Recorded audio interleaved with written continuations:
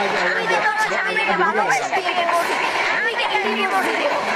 আমার স্বামী আমাকে এই কাছে তুই বাসায় চলে যা। স্বামীর মতো স্বামী হলে আমার সাথে চলে যাবে। আমি জব নিছি, আমি ওরে বলছি আমি ফোন ইউজ করব না, আমি তোরে ফোন দিয়ে দিব।